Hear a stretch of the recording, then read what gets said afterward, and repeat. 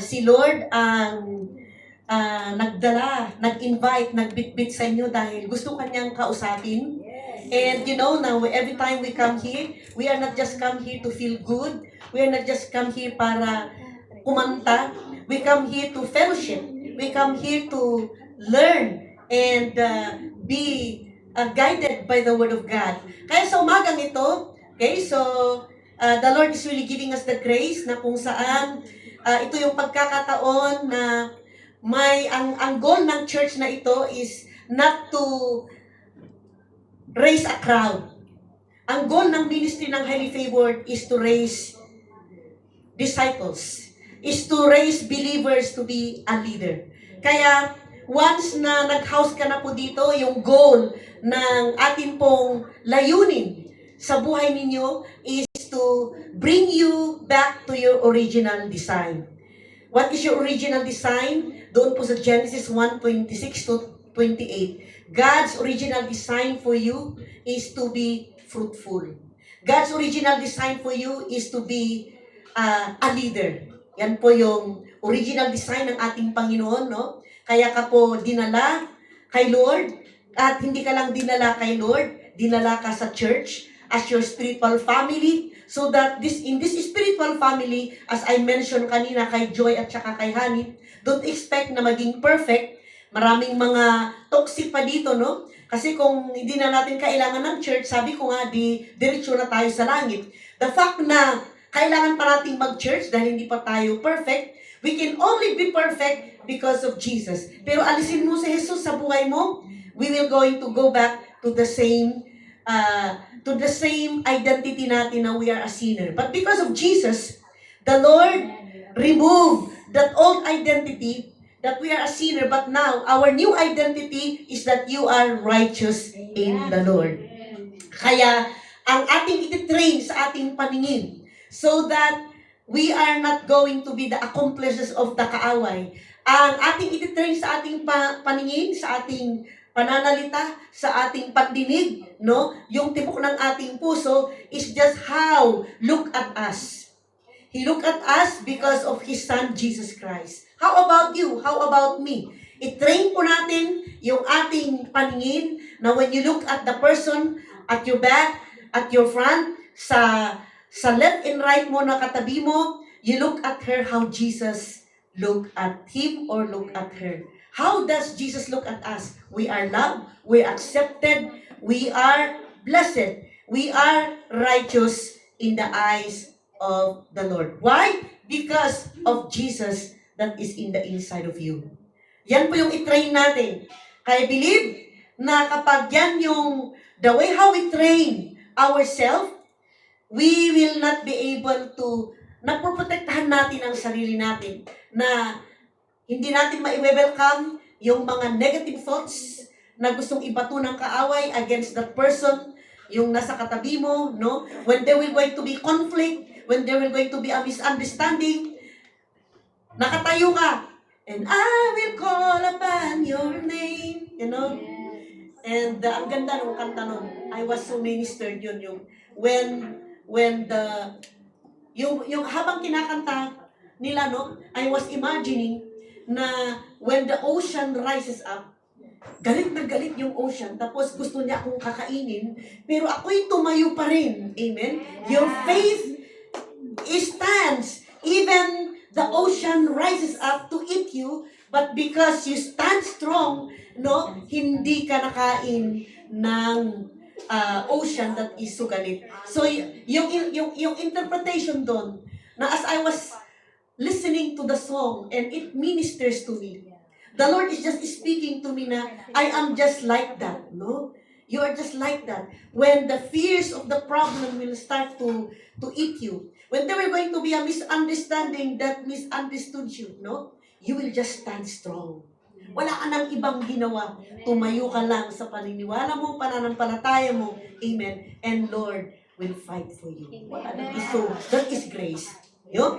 Okay, so sa umagang ito, yung ating topic is about correction is the key for growth. And tatawagin natin yung una nating preacher. So I would like to call si Wen. Okay? Na she will going to preach. Praise the Lord. Siya yung una nating speaker. Amen. So, palakpakan po natin. Let's welcome ang isa po nating people. Okay. So, habang hinintay po natin, praise God. Yan nga, and I will call upon your name. When the fears is rising, the problem is rising, you call upon the name of the Lord, not on the cell phone. Okay? Come to the throne of the Lord, not to your friend, but call upon Him. When the fears of challenges will come to eat you, stand strong in the name of the Lord. Amen? So kaya sabihin mo sa katabi mo, bagay sa'yo ang palalim ng palalim, paganda ng paganda. Because of Jesus. Well, in fact, yung declaration na yan, it is really true. And that's why you will always encourage yourself na lagi mong sabihin, Hermie, bagay sa'yo ng paganda, payaman ng payaman, palalim ng palalim. Amen. Praise the Lord, because that is the mind of our Lord to you and to me. Okay, so, are you ready na?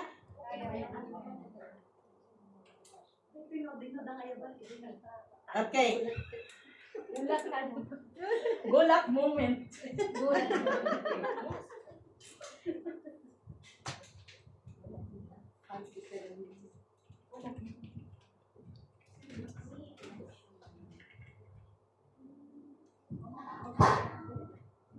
Wow, nagkakagulatan na tayo ngayon. Ginulat mo ako.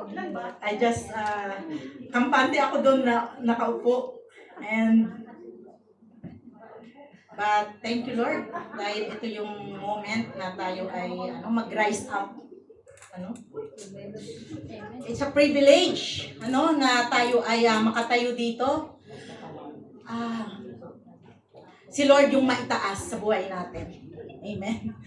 Hallelujah. So, magandang umaga sa ating lahat at bago tayo mag-umpisa, tayo ay manalangin muna. Yes, Lord, maraming salamat, O God, for your goodness, for your faithfulness, O God, sa buhay ng bawat isa sa amin, O Lord God.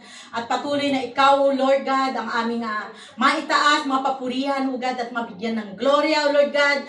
Ano man, Panginoon, O Lord, yung mapag-uusapan ngayon, Panginoon, Lord God, sa iyong mga salita, Panginoon, O Lord God. Maraming salamat, Lord. Thank you for the wisdom, O Lord God, knowledge and understanding, O Lord God, and continue to open, O Lord God, our spiritual understanding, O Lord God. Hallelujah, na Lord, magre-receive, O God, ng iyong mga salita sa oras na ito, Panginoon. Maraming salamat sa iyong papuri, pasasalamat at pagsamba sa tayong pangalan ni Jesus. Amen and amen. So, our topic for today, yung sabi nga ni Nanang kanina, is about correction, no? So, bakit mahalaga? O why correction is one of the key for growth, So, bakit correction yung isa sa key para tayo ay lumago? Naku, marami ako niyan. Marami talaga ako niyan. In my journey, dito sa, in my walk with the Lord, marami ako nito, correction. With my discipler, my pastor. Ay, bibida ko si Nana. Kasi sabi ko, Lord, alam nyo, nung bago ako pumunta dito sa Hong Kong, sabi ko, Lord, if you will na makarating ako dito sa Hong Kong, Lord, bigay mo yung Sunday sa akin. And I have a plan, no? Meron akong plan na church na aatinan. But, thanks the Lord, dahil meron din siyang plano para sa akin. At mas maganda yung plano niya. Sabi nga sa Jeremiah 29:11, for I know the plans that I have for you, declares the Lord. Plans to give you hope. Plans to prosper you, not to harm you. Plans to give you hope and future. So, madalit salita, alam nyo, yung highly favored dati is kalapit lang nung gusto kong puntahan na church. Yung hinahanap ko. Pero, nandito na ako sa highly favored nung nakita ko yung hinahanap kong church. Dahil hindi yun ang plano ni Lord na mapuntahan kong church. So, nandito ako ngayon sa Highly Favored. So, pasensya na yung aking salamin is walang grado. Ano lang siya? Props lang siya. Hindi naman alam.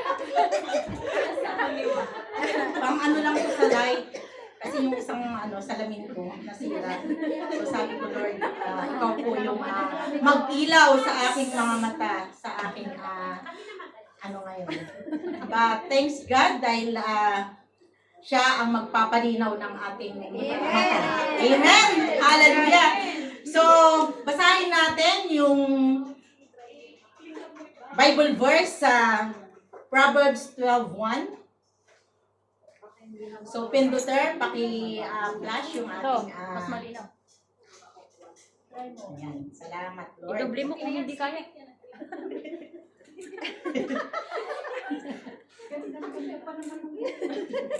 Ang ganda pa naman ng aking salamin. Wala, lalo akong nabubulag. Thank you, Lord. Hallelujah.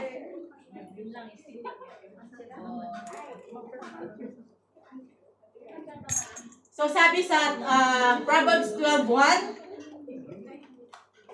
whoever loves discipline loves knowledge, but whoever hates correction is stupid. Ano? Ang tindi, no? So, sino dito yung ayaw magpa-correct? Dito sa natin, no, sa vision.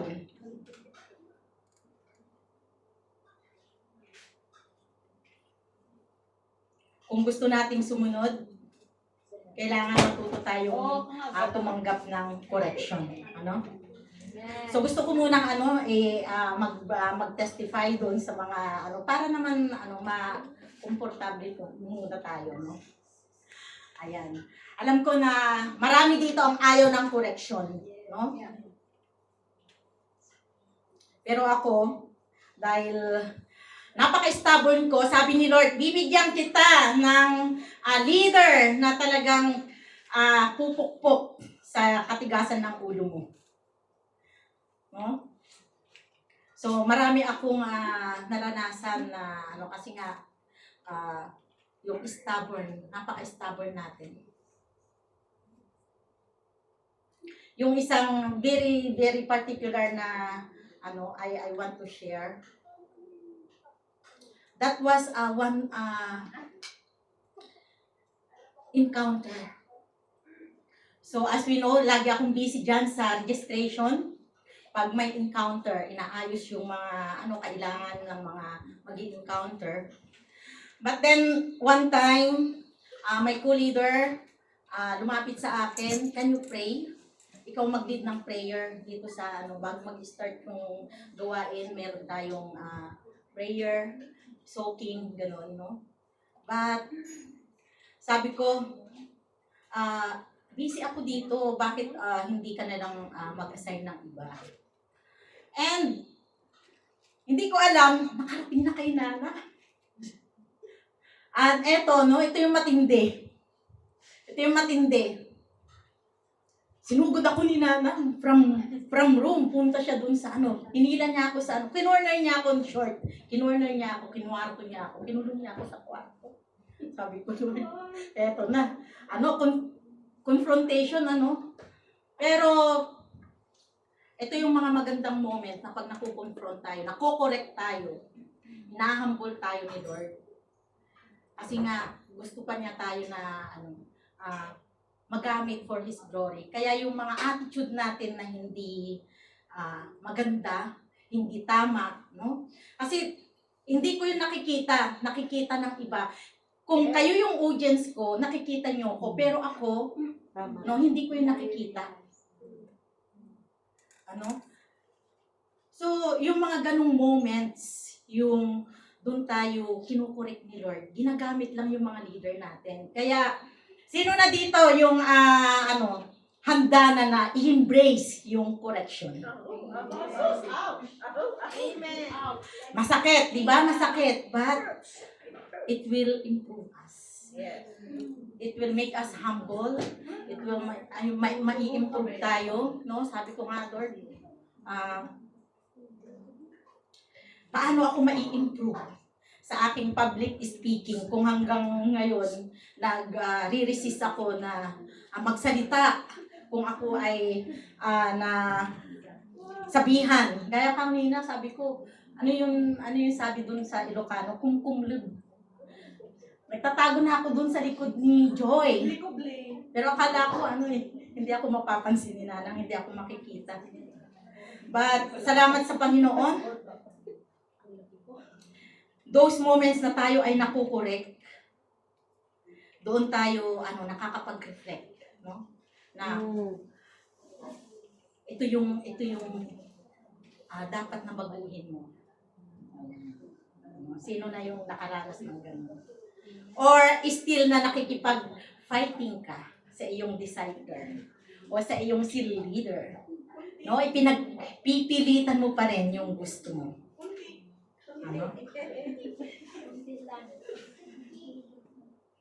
Marami akong ganyan. Alam ni Nanang yan. Amen, napapalaya.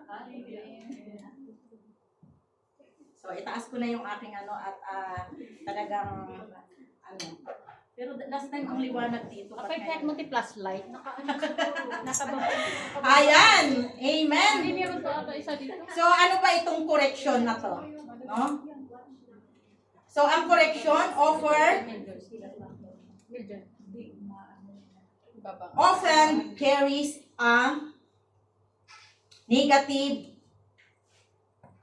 reaction sa atin. Ito ay bibigay sa atin ng negative reaction. Kasi nga, no? Kahit nung bata ako, pagka kinokorek ako ng nanay ko, bakit ngayon ka na umuwi? Kanina pa yung retira yung uwian.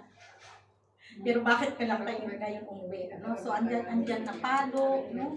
Masakit, pero uulit ka pa ba? Diba? Doon tayo na nababago. So, dito sa sa correction, in the content of growth, no?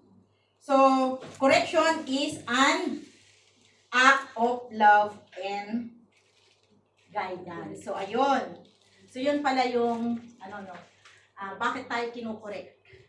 Kasi nga, andoon na mahal tayo. Mahal tayo ng mga seal leader natin, mahal tayo ng mga discipler natin, mahal tayo ng pastor natin, mahal tayo ng magulang natin. Nung bata tayo na, hindi tayo marunong sumunod, dinidisiplina tayo. No, kami ng mga puro babae na magkakapatid, paghapagkainan, no, andiyan na nag-start na rin kami na kwentuhan. At ang nanay ko, hit niya yung ang ingay. But, alam nyo, dahil katabi lang namin yung kainan namin, katabi lang yung aming kalan. Yung kalan namin na kahoy. So, pag pinatay mo yun, may mga baga pa yun. So, nakahanda na yun, kumukuha siya ng yung futong. Tapos, iipitin niya yun. Nakabantay na yan sa amin. So, ganun katindi yung disiplina na. Pero ako, hindi pa rin talaga ako naawat sa aking, kaingayan. Hanggang ngayon, yun pa rin yung reklamo sa akin ni Nanang. No? So, in biblical way, meron tayo dito sinasabi dito sa Hebrews 12:6, no, na nire-remind sa atin na God loves those who discipline. So, ang talaga, correction is pagmamahal yan. So, wag nating isipin na pag kinokorek tayo ng discipler natin, mga leader natin, is parang, ako na lang ako ang nakikita. Ako ang nakikita. O, diba? Diba? Ako yung nasisisi. Parang, ako yun. Bakit ako yung nasisi? Bakit May ginagawa nga ako dito, busy nga ako dito, bakit ako yung pinagpipray mo, tapos pinarating mo pa kay Nanang? Ako tuloy ang pinagalitan ni Nanang. Bakit hindi ikaw? No? Pero, sabihin natin tama tayo, but what about yung yung mukha mo? Naglulong face? Nagmumurmur? O kaya, no? Hindi na maganda yung mood mo? Kasi, ganun yung nangyari. So, yun yung mga nakita ko sa nung pinag-aaralan ko to, Lord. Pinapakita talaga sa akin ni Lord yung mga attitudes ko na, wow, Lord, ang dami ko palang dapat baguhin. Akala ko mabait na ako, akala ko okay na ako. Akala ko na-refine na ako, pero hindi pala. Ano?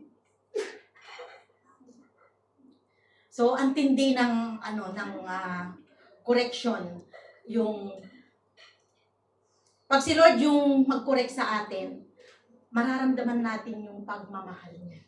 Mararamdaman natin that He is our Father, that we are family, His family, na mahal niya tayo. So, ganun din kay Nanang. Alam nyo, yung yakap ni Nanang, that time na, first time na yakapin niya ako, I feel so loved. Lord, this is your love. Ang gustong-gusto ko yun na maramdaman. Pero pag kinurek niya ako, ano ko na kaya yung naramdaman ko? Galit? O gusto ko nang umalis? Gusto ko nang maglayas? Dahil nakurek ako? Pero doon ako kinakausap ni Lord na, anak, mag-humble ka lang. Mag-humble ka lang dahil mapapabuti yung buhay mo. Dahil once na yung buhay ko napariwara na dahil sa katigasan ng ulo ko. Once napariwara na yung buhay ko dahil hindi ako sumunod. Ngayon na binigyan ako ng leader, binigyan ako ng pastor, na talaga namang mas matatag pa sa bato. Pag hindi pa tayo titino, ewan ko na lang. Hallelujah.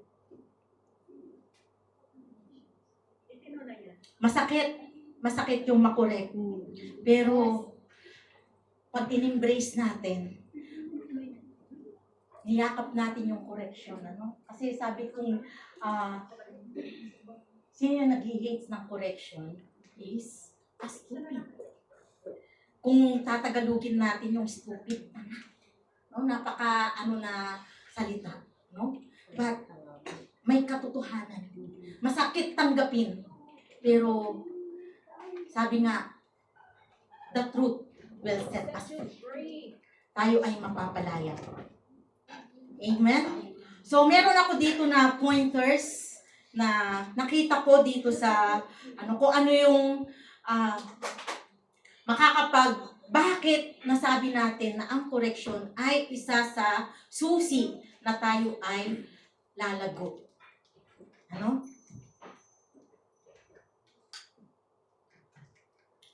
So, number 1, magkakaroon tayo ng self-reflection. So, pag kinurek tayo, magkakaroon na tayo ng awareness. No? Na, ito pala yung dapat kong baguhin. Ito pala, akala mo tama na, pero hindi pala.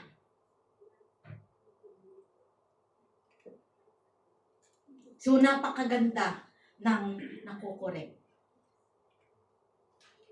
Pero pag tayo ang nag-correct, dapat andoon yung love. Hindi hate. Sabi ko kanina umaga. Paggising ko pa lang, ate, nabasa ko sa messenger ko. Ate, pakitawagan yung anak mo. 12:00, wala pa. Nag-aalala na si nanay. So, sabi ko, Lord, itong anak ko, alam ko na hindi naman namin siya gustong ikulong. Pero yung the fact na 12 o'clock wala pa siya sa bahay. At yung aking laging sinasabi sa kanya, pag nagpaalam ka, sabihin mo kung ano yung oras ka na makakauwi. At kung hindi ka man makauwi, tumawag ka. Sabi niya, opo ma. Pero eto, may sumbong na naman. No? But, dahil andoon yung pagmamahal natin sa ating anak. we need to calm ourselves at talagang pagsabihan natin siya with love. No? Talagang sabi ko, Lord, grabe yung yung pag ako ang nakorek, tapos pag ako din ang magkorek, with love. So, kailangan, lalo na ngayon yung mga kabataan ngayon, no? Iba yung mga kabataan ngayon. Noon, pag tinignan tayo sa mata, pinanlakihan na tayo ng mata, no? Alam na natin. No? Pero ngayon, kahit walang effect. So, ang ginawa ko naman na effective is yung kausapin mo ng masinsinan, heart to heart. Ayun. So, para hindi sila nagre-rebelde, na hindi nila feeling pinaghihigpitan natin sila. Ano? So, napakaganda if we embrace this correction at tayo ay mag-grow saan? Sa ating attitude, sa ating character, even sa emotion, ako, grabe yung ko pagka napagalitan ako, naglo-long face na ako, tapos parang, gusto ko na, yung feeling na, nagre-rebuild ka na, gusto mo nang lumayas, ayaw mo nang magpakita, pero, dito nakita ko na magkaroon tayo ng, yung reflection, i-reflect natin yung sarili natin. Bakit ka ba pinagalitan? No? Bakit ka ba pinagalitan? Ano ba yung feeling mo tama ka, no? Oo, tama ka, pero ano naman yung yung lagi ko naririnig kay Nanang na you are right, you might be right, but you are wrong in the top of your voice. Yung tono. Ako pa naman, grabe. Sabi ko lang, ang tindi ng pagka meron akong narinig talagang pag hindi ko yung nagustuhan at hindi naman ako talaga yun, hindi ko naman talaga ginawa. Talagang pinaglalaban ko yung sabi nga, ipaglaban mo. Ipinaglalaban ko talaga yung na tama ako. Pero, paano yung attitude ko? Paano yung attitude ko?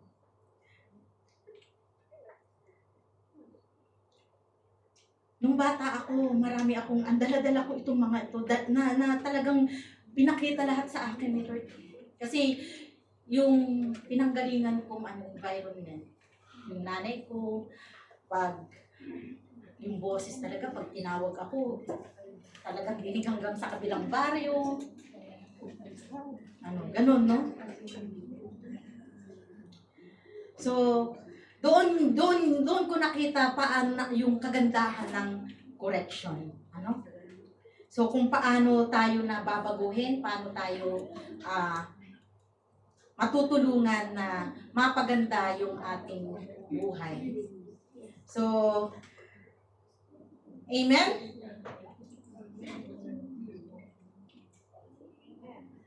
Praise the Lord. Yung pangalawa, adaptability. Ayun. So, kailangan i-adapt natin itong correction na ito. Dahil matutulungan na tayo nito, na tayo ay lumago sa ating, hindi lang doon sa attitude natin, hindi lang sa emotion natin, but also in every aspect of our life. Halimbawa na lang,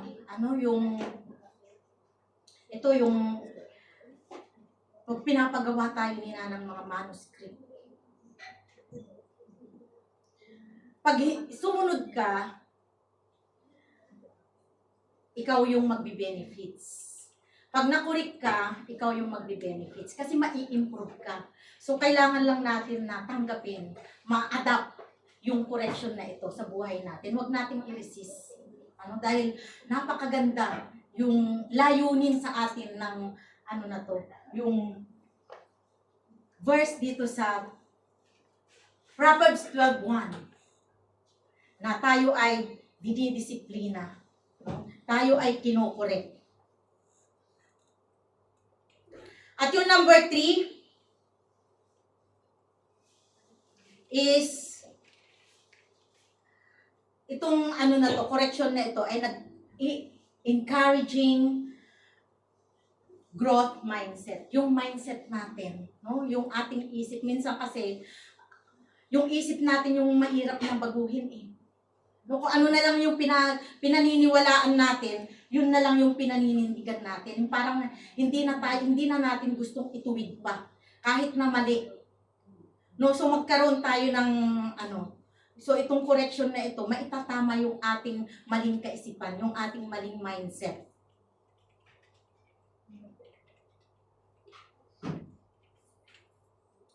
So, amen? So, napakaganda kung talaga i-adapt natin itong correction na ito at mababago even natin yung maling mga kaisipan, maling mindset, no? Kaya dito nga sa ating patuloy na pagbubulay-bulay ng mga salita ng Panginoon, dito tayo kuha ng wisdom, knowledge, ng understanding.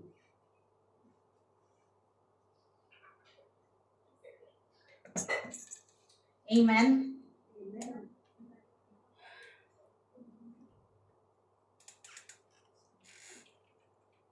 Hallelujah. So correction is receive. So saan natin usually nare-receive pala yung mga correction?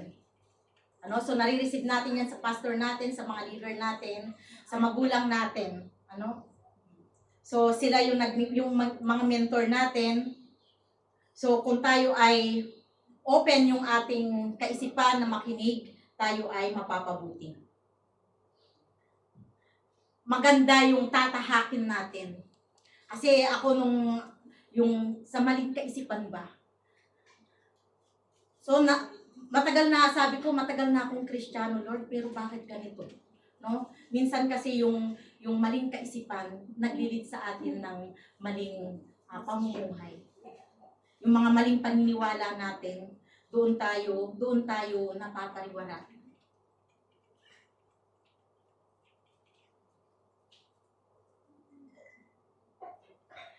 May isang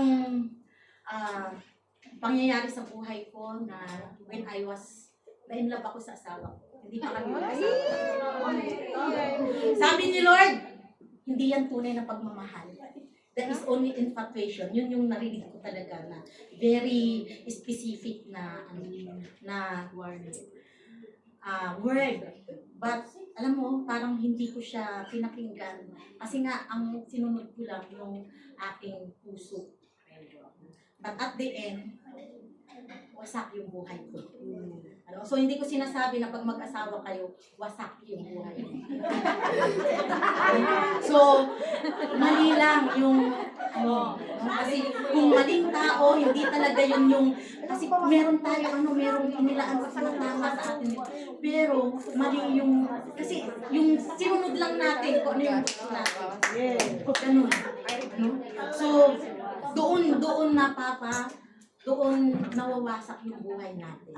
But thank you, Lord, dahil siya pa rin yung nagdadala sa atin. Gumagamit pa rin siya ng mga tao na kung paano tayo re-restore, paano maaayos yung buhay natin. At salamat sa Vision, salamat sa G12, salamat sa ating mga mentor, sa ating mga pastor, salamat sa aking seal leader that time, bata sa akin noon, pero I embrace yung kanyang correction, I embrace yung kanyang pagdidisiplina sa akin, at sabi ko, Lord, hindi ko nakita that time na may purpose yung buhay ko, dahil patapon na yung buhay ko. Talagang kung sasabihin natin na yung mundo, isusuka na ako. But si Lord, napakabuti niya dahil in-embrace niya ako. So, Amen! patuloy lang natin na i-embrace yung correction, at ito yung patuloy na gagabay sa atin.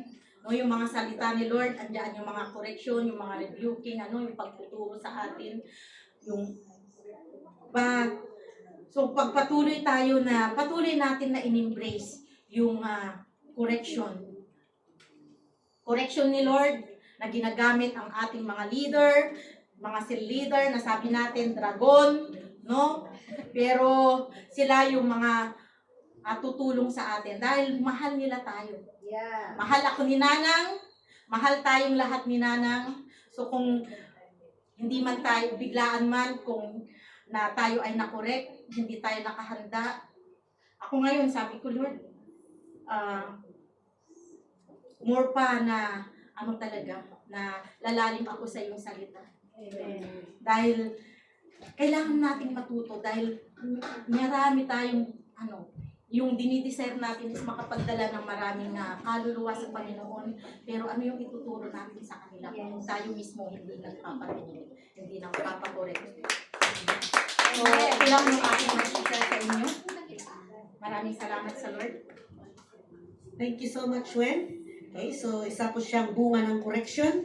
Amen. Correction ng pag-ibig at correction na may kinahitnan ng pagkahihinatnan ng magandang paglago. Sige, i-conclude na po natin, no? So, yung ating Bible verse na to support our topic for today is in Proverbs chapter 12 verse 1. Ilagay po ninyo ito sa puso ninyo. If you will you conclude it as part of na i-memorize at i-meditate ninyo that says, whoever loves discipline loves knowledge. But whoever hates correction is stupid. Ang isang ayaw magpakorek ay napakatanga. Okay? At yung gustong nagpapakorek o nadidiscipline ay lalong nagiging wise man or wise woman. Okay, so to be corrected, it is really very painful.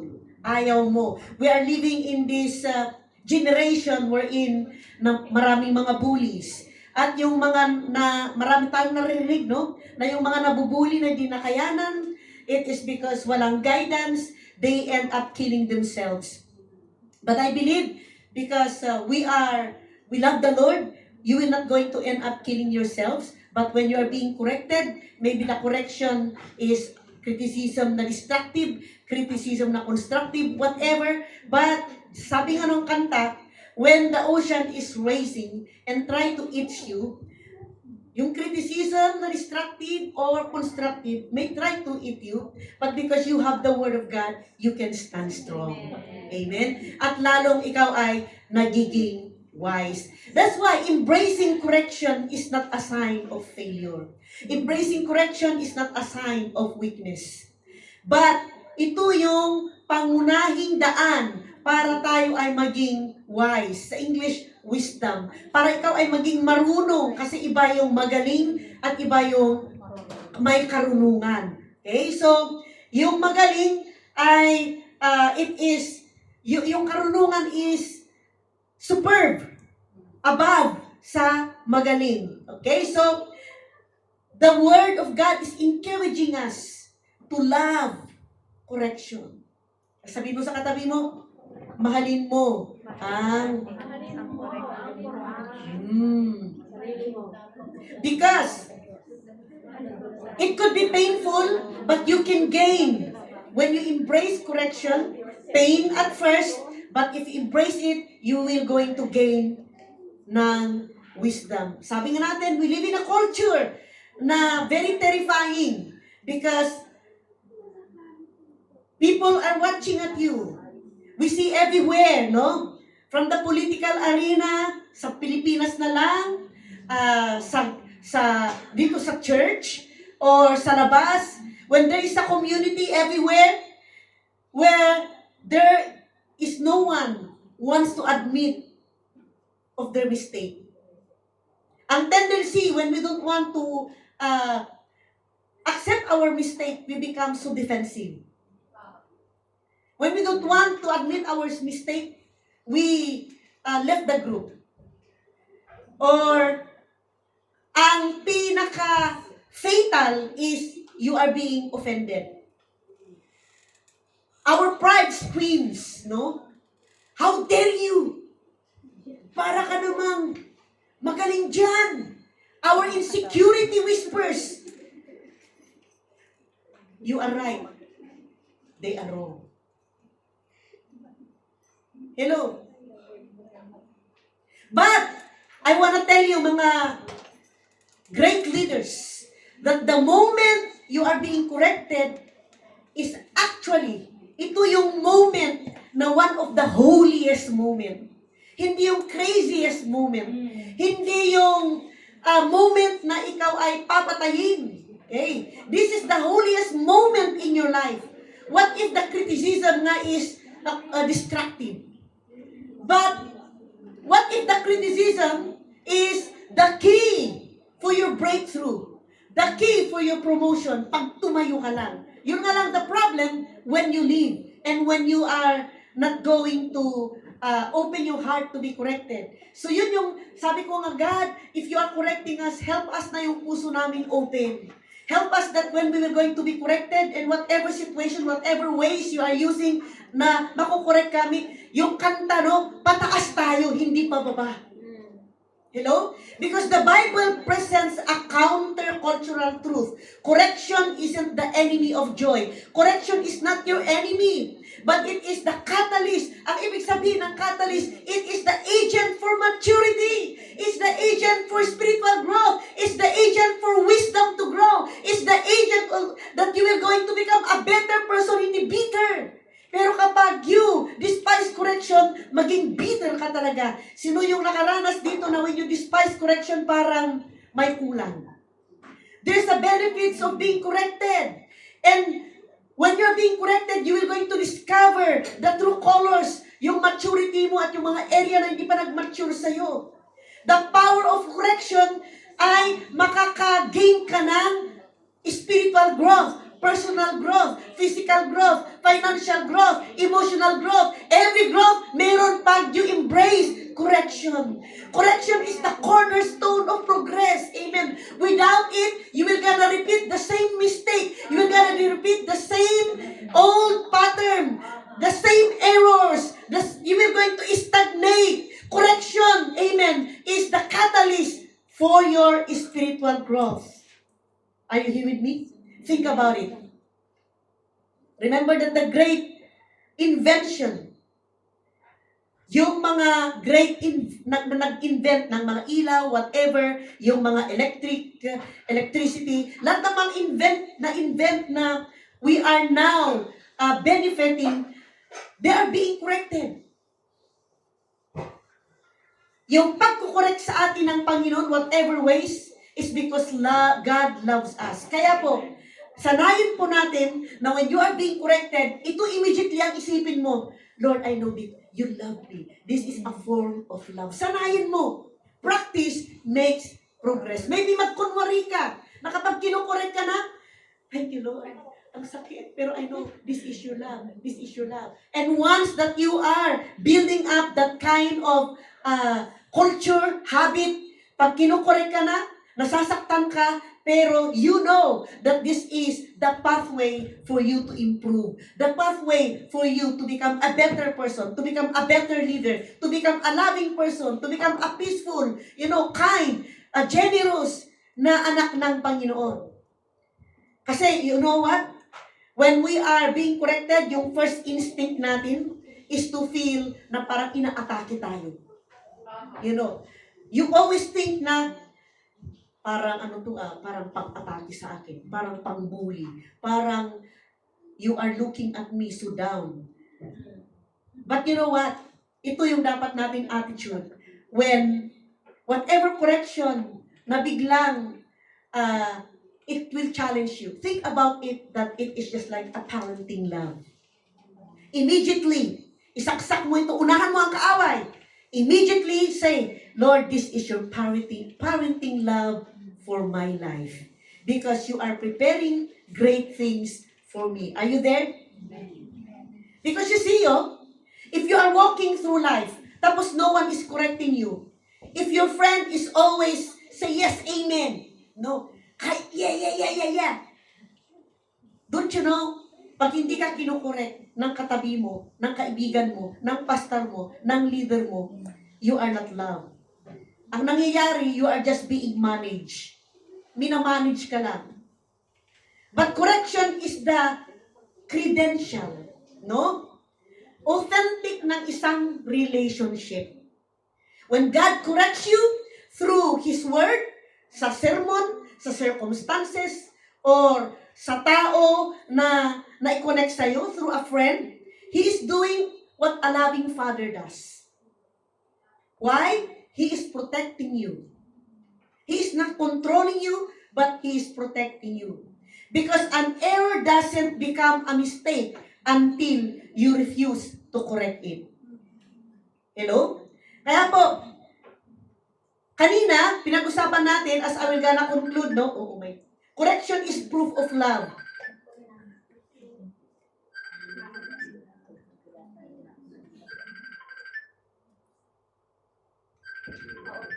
Yung maingay. Ay, ikaw na yan. Culprit. Okay, correction is a form of love, not rejection. Amen? Kaya, sa Proverbs chapter 3, verse 11 to 12, ito yung itatak ninyo. Pag kinukorek kayo ng Panginoon, sabi ko nga, it is a form of love. That's why the Lord is telling us, my son, do not despise the Lord's correction. My son, do not despise the Lord's discipline. And do not resent if He rebuke you. Huwag kang maging matigas. Huwag kang maging stubborn. Huwag kang magrebelde. Because the Lord discipline whom He loves. Pag dinidisiplina ka, kinukorek ka, when you have God, you receive it as a form of love. Kaya po, I really teach myself to become aware that when you are correcting me, when you are telling me some of the things that I need to improve, under my breath, habang sinasabi mo yun sa akin, thank you, Lord, this is a form of love. And then when the Lord is also whispering me things that I need to change in my life, I always say, Lord, thank you for your love. Amen? Agree po ba tayo dyan? Na pag kinukorek na tayo ng Panginoon, in whatever form, masakit nga siguro yung mukha pa natin ay parang hindi maipinta. Okay lang. Pero I believe under your breath, you are telling yourself, Lord, I know this is a form of your love. Hello? Parang hindi kayo convinced. Amen. Pangalawa, correction is the soil of wisdom. Okay? Ito yung road wherein yung karunungan ay lalabas sa'yo. Yung Proverbs chapter 12:1, embrace it. You put this, isaksak mo sa isip mo so that when you are encountering correction, because I believe, hindi po aksidente na ito yung inilagay ng Panginoon na i-preach po natin, na kainin natin sa araw na ito, at ito yung ating pag-usapan dahil I knew na may preparation na ginagawa ng Panginoon sa ating buhay at He is preparing us to train ourselves to stand strong, and I will call upon your name. Ang ganda nun. Asan na ba yung lyrics na yun? So I will call upon your name and keep my eyes above the waves. So when the correction is happening, keep your eyes above the waves. Amen. To Jesus. Tapos sabi niya dito, when oceans rise, ayan, kanina habang kinakantan, paulit-ulit, nakikita ko yung sarili ko na when the ocean, when the correction, yung pagdisiplina, mga challenges, mga problema, mga trials, mga kakulangan, will try to come and eat me. Sabi niya dito, no? Wow, ang ganda. My soul will rest. Wow, in your embrace. My soul will rest in the power of your word. My soul will rest in the power of your presence. My soul will rest in the power of your love. My soul will rest in your arms. Because every time that we will going to come to the arms of the Lord, He will going to embrace us. Amen. So sabi niya dito, no? Pag dinisregard natin ang discipline, Proverbs 13:18, whoever disregards discipline comes to poverty. Yan. Magiging mangmang ka. No? At you will come into shame. Pero kapag yung tao who listen to correction, na itataas ka. Wow! So sabi dito, no? If you cannot be corrected without feeling defensive, you will never grow in your life. Kapatid, when you are being corrected, mostly, ang defensive na sasabihin natin, ganito kasi ako eh. Tinuldukan mo na. Ganito kasi ako. Ganito na ako. Sa totoo lang, ayaw mo lang makorek. You see, kapag ayaw mong makorek, ganyan ka na talaga. Ulit-ulitin mo yung pangyayari. Gusto mo ba yan? Do you like that? If someone corrects you and you feel offended, you know what? Then you have an ego problem. Pag ikaw ay naging defensive, when somebody is telling you things in your life, ang problema, you have an ego problem. Gusto niyo yon? Ayaw nga ni. Is that clear enough? Yes. And the Bible makes a shocking connection. Your willingness to be corrected is directly tied to your intelligence. Not your IQ, but your spiritual and practical wisdom. Kapag willing kang magpa-correct, ito ay nakakonect sa intelligence mo. Kaya pala yung mga CEO na nag-handle ng mga big companies who go through rigorous training, who go through correction when they are still young. You know, why they are become so, they can be able to manage a very big company is because, praise the Lord, ito yung mga tao na modelo ng correction through the intelligence, no? Pag kaya mong tumayo, yung intelligence is superb. Hello? Being open to correction means making ourselves vulnerable. And maraming tao pa rin, maybe dito sa loob ng church, but I hope wala. There are many who are not willing to be corrected. Ang nangyayari, we defend ourselves. We put, self-pity. We put facade, or we put some fence of offense. Pag na-offend ka, kapag nakukorek ka, ayaw mo kasing magpakorek. Meron tayong problem, ego problem that is rising. Hello? Dahil ang tanga, a fool trusts his own eyes. He looks at a situation, makes a judgment, and refuses to listen to advice. Pato-pato sa langit ang tatamaan, magbago na. But a wise person understands, na yung kanyang kaalaman ay limited. Okay? They know that they have blind spots.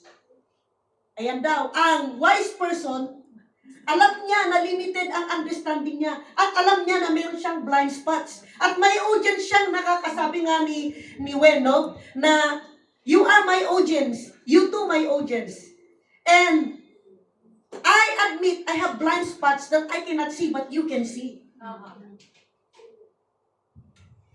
And my part to build a culture is to learn how to listen.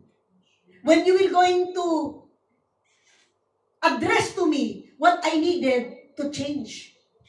It's indeed a very painful one, but then it leads me, it leads you, it leads us to a better version of ourselves. Amen. Because to love correction is to love knowledge. Because it means, when you love correction, it means you love knowledge, and it means you are teachable, coachable, adaptable, disciplable. Lahat na lang ng mga burn, amen, ay applicable. And a teachable spirit will always, alam ba niyo, ang teachable spirit will going to outsmart yung mga talented person. Amen? Pangatlo, correction produces righteous peace. Yung character mo, nagbe-benefit. Dahil sabi dito sa Hebrews chapter 12, verse 11, isa po nating Bible verse, no discipline seems pleasant at the time. Hindi talaga masakit talaga, no? But painful, napakasakit. Pero later on, ito yung pangako. However, it produces a harvest of righteousness and peace for those who have been trained by it and those who have overcome it. Sabi dito sa kanta, and keep my eyes above the waves. When oceans rise, my soul will rest in your embrace. For I am yours and you are mine. What does that mean to us? Hallelujah. It produces a harvest of righteousness and peace for those who have been trained by it. Praise the Lord. Let's be honest.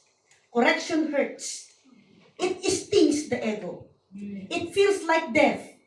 And the writer of the Hebrews admits that. Alam din niya. He says it is not pleasant. It is painful. But it will introduce us to the principle of that. However,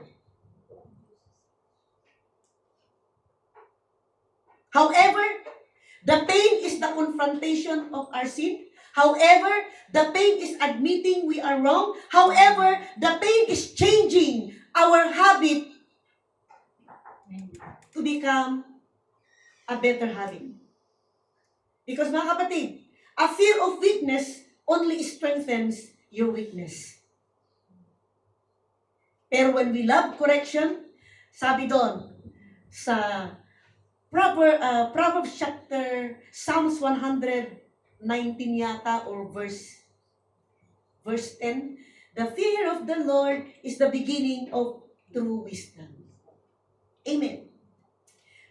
Kaya po ang ating pong what we are going to develop ourselves is to submit to the process. Huwag kang aalis. Huwag kang mag-left the group. Mag-stand ka lang. Huwag mong alisin yung sarili mo doon kung saan ka tinanim.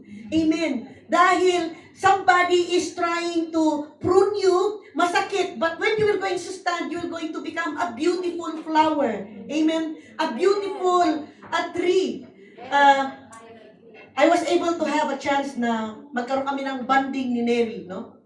I invited her to come to Central with me. At I don't talk to her and then suddenly, yung isang illustration ko dito is about yung bonsai tree, no? At then nagamit nga niya na may bonsai tree nga doon sa bago niyang amo dahil doon sa Saicom. And then there is this a large tree that is really very large tree, very high tree, pero everywhere, no? Pero itong bonsai tree na ito is a very bonsai, maliit. Pero kapag you will going to train it, you will going to trim it, you will going to cut it, yung mga kung saan-saan pumunta na mga branches, it will gonna make so beautiful. Ganun po tayo. We are like a bonsai tree where God is cutting off yung mga sanga-sanga na kung saan pumupunta. Masakit when it will going to be cut off. But then, at the end of the day, there is a righteousness. Amen. That will going to yield to you. You're becoming more loving. You're becoming more forgiving. You're going to smile more. You're going to become, relatable more. You're going to see the person next to you na hindi mo pala siya kaaway after the trimming. You know? Nakita mo na hindi naman pala against you. When you stand against the rise of the ocean, when you stand strong, hindi naman, maganda naman pala yung kahihinatnan mo. Okay? So correction, pang-apat, is the sharpening stone. Sharpening means iron sharpens iron. Ang iron lang ang makapag-sharpen ng isang iron. According sa Proverbs 27:17. Iron sharpens iron. So one person sharpens another. Kaya po kapag mayroong correction na nangyayari sa atin, tignan mo na yung katabi mo, yung kapatid mo is iron na sinasharp ka. Amen? Kaya kapag yun yung magiging attitude natin, yung ating magiging understanding, we will not going to lose. We are not going to be defensive. We will going to kill our ego and let humility will rise up above ego. Okay? We made a lot of mistakes, but we have to learn from them. And the way how to learn from them is to listen for correction. Are you here with me? The last but not the least, paano tayo mag-respond sa correction? Kung ang correction sa iyo ay isang insulto at di tulong sa iyo, you will never grow. You will never grow. And I've seen a lot. And correction is the expression ng pag-ibig, okay, ng ating Panginoon. Ang pagwawasto ay hindi panlalait, kundi patunay na pagmalasakit at pagmamahal. Amen. Are you here with me? Whom God loves, He discipline. At ang pusong mapagpapakumbaba, doon mo makikita kapag may puso kang humble, may puso kang mapagkumbaba kapag dinidisiplina ka or kinokorek ka in whatever ways the Lord fits to you. Doon mo makikita kung meron kang mapagpakumbabang puso. At alam mo ba, ang pusong mapagpakumbaba, lumalago. Ang taong handang tumanggap ng correction, amen, ay may pusong marunong makinig. Makinig ka lang. Pero ang pagtanggi sa payo ay, ito siya, nagdudulot ng spiritual stagnation. Kaya hanggang ngayon, ganyan ka pa rin. Ganyan ka pa rin magsalita, ganyan pa rin ang reaksyon mo, kasi nga, ganito kasi ako eh. Parang walang chance na pagbabago. The more na may rason ka, hindi ka talaga lalago. Tapos gusto mong lumago? Hindi pwede. Hindi pwedeng nagwi-wish ka na lumago. Pero hanggang wish lang. Tapos ngayon, you pray, Lord, I want to grow. Dumating ang Panginoon. Ginamit yung isang sitwasyon na i-correct ka. Tapos sasabihin mo, ganito kasi ako. Sige. Because correction brings growth, not shame. Ang layunin ng correction ay ituwid tayo. Pagandahin tayo na parang bonsai tree. Hindi wasakin. Amen. Kapag tinanggap natin ito ng may tamang puso, ayun. Kailangan na tanggapin natin ang correction ng may tamang puso kasi pag mali pala yung puso mo, ayaw mo magpa-correct. Yan. You know why? Because pride blocks spiritual maturity. Kapag iniisip natin ang pagkukorek ay insulto, ipinapakita natin na mayroon tayong pagmamataas na puso. Ngunit ang Diyos, amen, ay nagbibigay ng biyaya sa mga mapagpakumbaba. He said, God will going to resist the proud, but He give grace to those who humble. Let's all arise in this place. Ang katotohanan ng correction ay para sa ating paglago. Kaya po, do not despise correction. Because correction is God's language. May natutunan po ba tayo? The toughest moment of correction are actually the tenderest moment of God's affection. Do not despise correction. Because when we refuse correction, we are inviting disaster. Hallelujah. Paano natin tanggapin yung correction? Ano yung practical steps? Be quick to listen. Slow to speak. When correction comes, don't interrupt to defend yourself. Let the person finish. God might be speaking through them. Pangalawa, what is the practical step? I-separate mo. Separate the message from the messenger. Because sometimes the person correcting you is imperfect. They might be even rude when they are talking to you.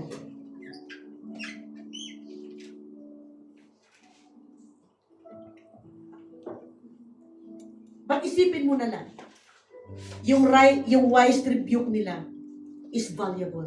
Huwag mong itapon. Pangatlo, na practical step, examine yourself. Yun yung moment na examine mo, yung attitude mo, understanding mo, ano yung naunawaan mo doon sa sinasabi. Don't quick to leave. Unawain mo. Amen.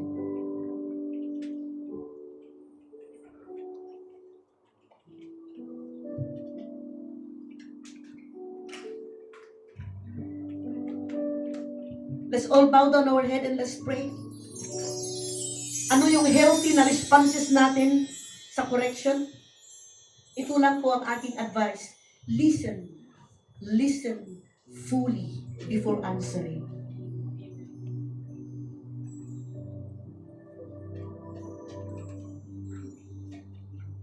I-test mo yung mensahe sa word ni Lord. Dahil ang katotohanan, hindi kinukontradict sa salita ng Panginoon. Pangatlo, na healthy response. Humble yourself. Whatever na kind of correction, destructive, constructive, for you to protect yourself, immediately go to the Lord. Amen. And thank the messenger, the person who corrected you. Salamat, Lord, sa iyong kabutihan. Sa kabutihan mo naman kami, O God, nagpapatuloy.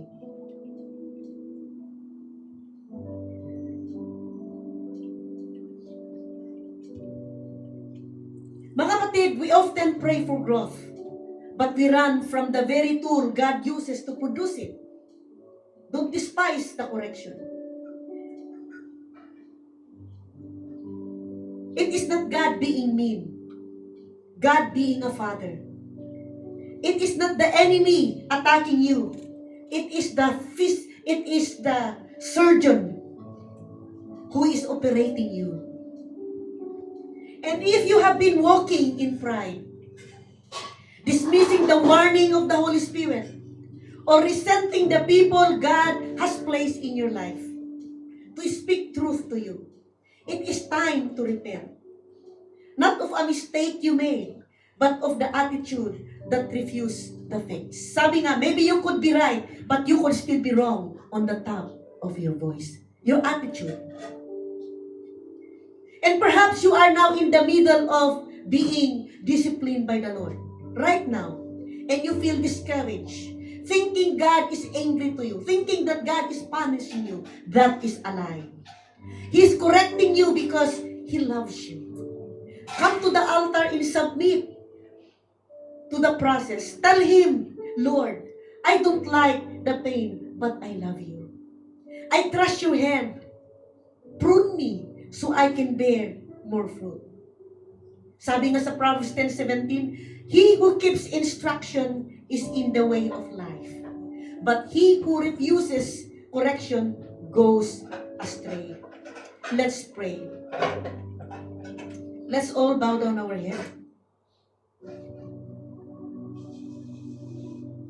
Open our heart. Correction is good. Correction is the powerful pathway for our improvement, for our spiritual growth, for you to become a better person. Heavenly Father, we come to you right now, not with the casual words, but with a quiet heart. We have heard your word proclaimed today. We have seen the mirror of Scripture held up to our lives, that you said, he who loves correction will become wise. And in the light of your truth, we confess that we often prefer the comfort of the familiar to the pain of growth, wherein we admitted that we have a problem of ego. Lord, we confess for that problem. And because of that, it is the cause na kami po ay naging stagnant. It is the cause na hindi po namin naranasan yung aming breakthrough. Lord, we confess that we have been stagnant. We confess, Lord, na naging lukewarm kami. We confess na naging cold kami. We confess, Lord God, na naging inconsistent kami. We confess na naging harden yung aming puso. We have sat in the same seat. We sing the same song. Inclined to the same sin. We have been content, O Lord God, for those lost years. And until now, we are still being contented. Father, we pray right now.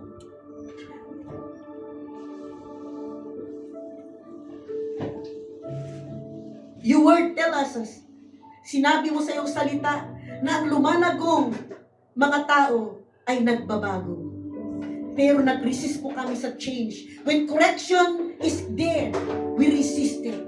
Forgive us, O Lord God, for our dull understanding, for our dull perception. Forgive us, O Lord God, for the blind spots that, yes, we don't want to admit.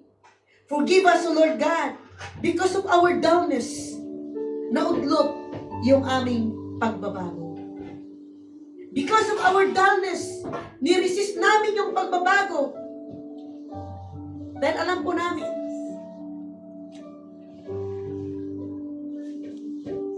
ayaw naming lumabas sa aming comfort zone. Forgive us, Lord, for loving our comfort zone more than we love to become like you. Father, we receive your heartfelt correction right now. Make our heart to be humble. Because you said that you lift up those who are going to humble themselves. We choose, Lord, right now to practice the culture of humility. We don't just want to hear it, but we welcome it by the power of your Holy Spirit. Dahil alam po namin, hindi po namin kaya. We will fail. We will be lost without you. By the power of your Holy Spirit, break up the fallow ground of our hearts, the hardness of our hearts, the stubbornness of our hearts, the pride of our heart, where we become hard-hearted and resistant to your voice. We ask you, Lord, to soften us. Hallelujah. Where we always make excuses for our anger, our lust, our pride, and our apathy, we now call those things what they are. Forgive us for the sin we have ever committed. Right now, Lord, cleanse us. Ipadaloy mo, Panginoon, ang iyong banal na presensya na may kakayanan para, Panginoon, ayusin kami, linisan kami. We repent not just for the things we have done wrong, but for the good things we have left undone. We repent, Lord, for the prayers we didn't pray, the forgiveness, Lord God, na we have holding, na hindi namin nirelease sa dapat naming patawarin ng mga tao, and the steps of obedience that we delayed. Let's allow this moment for a personal reflection. Yes.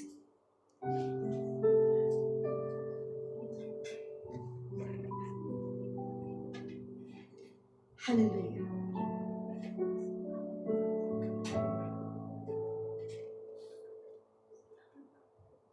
Now, Lord, we ask you for the grace, your grace, dahil hindi namin talaga kaya.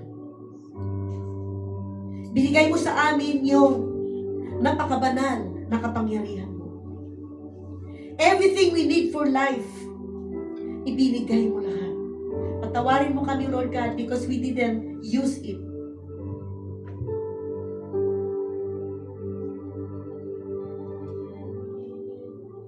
Give us the strength para ma-crucify namin yung old self namin. Dahil ito yung kalaban namin. We don't need the enemy's help. Mismong sarili na lang namin, Lord, is our own enemy. So today,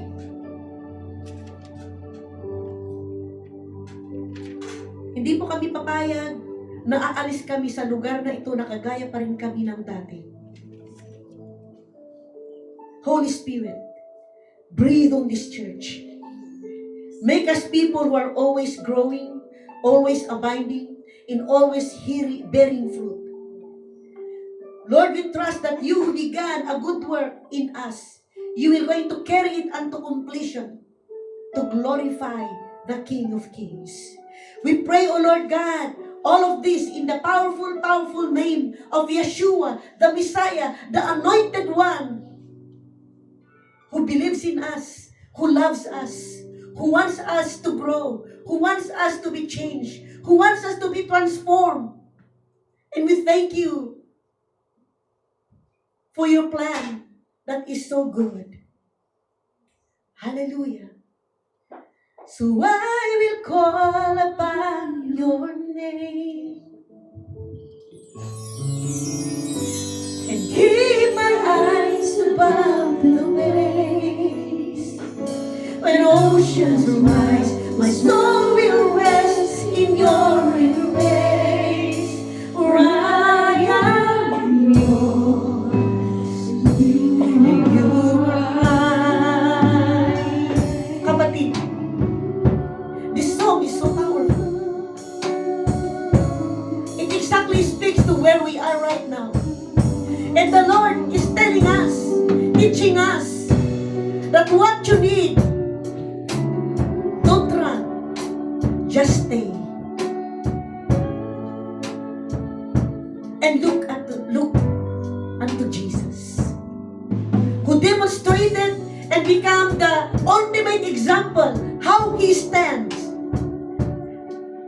When the ocean rises, he stood. He carried his cross. He finished what he started. Why? He trusted the Father. All what we need to do, when the ocean rises, correction is being there. Pagdisiplina ng ating Panginoon. And I believe may pagdidisiplina na gagawin ng Panginoon sa atin, and the Lord is preparing us how to respond, and what kind of attitude, what kind of mentality, what kind of perception we will going to adapt, and what we're going to do. Today, I believe the message is so clear. It will prepare you, because God wants you to become a catalyst of change. To become a kingdom, God wants you to become an agent of change. God wants you, amen, to advance His kingdom. At may mangyayari pang maganda when you will going to stand. Stand when the Lord is correcting you. Father, we thank you for today. Thank you for accepting our prayers. Thank you for encouraging the heart of every person here, Lord. The great leaders, the commanders, the warriors, Lord God, the courageous, the life changers and the life builders, the multipliers, Lord God, the life transformer. We call it, O Lord Jesus. This is who we are. This is where, God, our destiny. And we have a destiny that we are going to fulfill. It's not our own personal gain. Our destiny, Lord Jesus, is to become an agent of change. A catalyst of an agent of change for this growing generation that is full of darkness. Binabago mo kami, Panginoon, dahil gusto mong gamitin kami to become a vessel of honor, so that when we are ready, we can hit the target like a bullet. Hallelujah, Jesus. Oh, we praise you, we magnify you, we thank you. Oh, thank you, Jesus.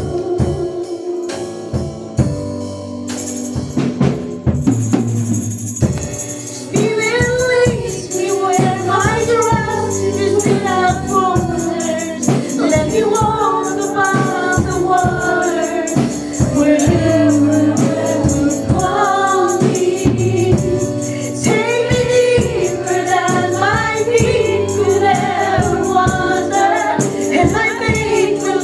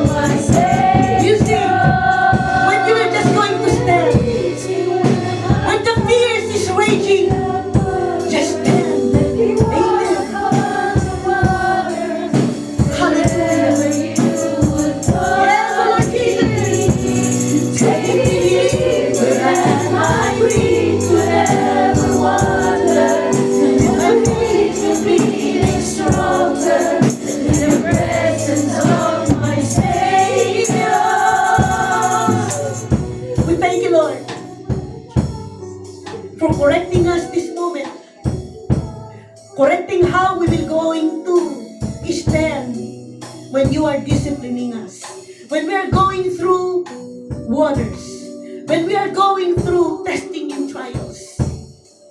Thank you, Lord, for correcting what is wrong.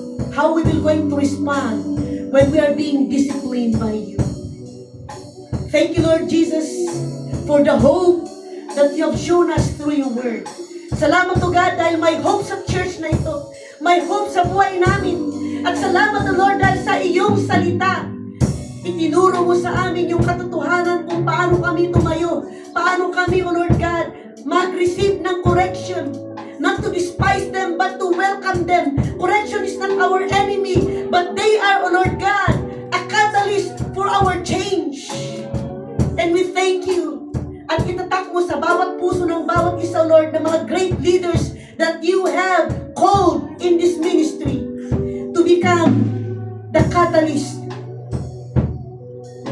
an agent of change in our generation.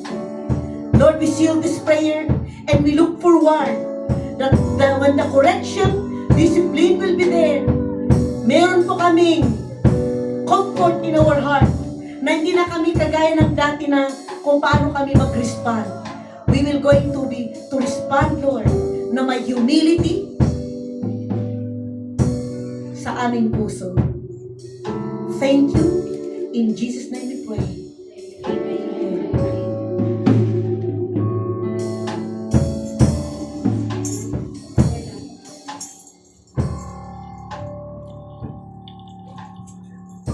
Hallelujah. Let's pray. Yes, Lord, salamat po, Lord, sa matagumpay na aming sa divorce celebration sa araw na ito, Lord, na napapasalamat kami na dito kami madidisiplina, Lord, na lumagi pa ang aming paglapit sa iyo, Lord, na ito ay madala namin sa aming paglakbay patungo sa iyo, Lord. At salamat din po kay Nanang, Lord, na siya yung binigay mo sa amin, na dito kami matuto sa aming mga pagkukulang na matutunan ang iyong salita, Lord. At salamat po, Lord, sa bawat isa sa amin, Lord, sa aming pag-iwalay-walay ngayon, Lord, na hapon na ito na makauwi kami at ligtas sa bahay ng aming mga employer, Lord. Salamat po, Lord, sa iyong paggabay at gabayan mo rin po si Pastora, Lord, sa pagpasok sa kanyang trabaho, Lord, na makarating siya ng maayos at ligtas at makauwi ng ligtas, Lord. At protektahan mo rin po ang kanyang anak na si Gio at si Tatan, Lord, na bigyan mo po sila ng kanilang mga good health sa kanilang pang-araw-araw, Lord, na pamumuhay, Lord. Salamat po, Lord, at I declare the five confession by the blood of Jesus. We have been redeemed, we have been forgiven, we have been cleansed, we have been justified, we have been sanctified. This is our prayer in Jesus' name. Amen and amen. Praise the Lord. You are created in God's image. You have the DNA of a winner. You are wearing a crown of favor. The royal blood flows through you. Amen. You are the head and never the tail. You are above and never beneath. You will live with a purpose, with passion, knowing, amen, that you are destined to reign. Let's declare this. Surely and goodness and mercy will follow me all the days of my life as I will continue to dwell in the house of the Lord forever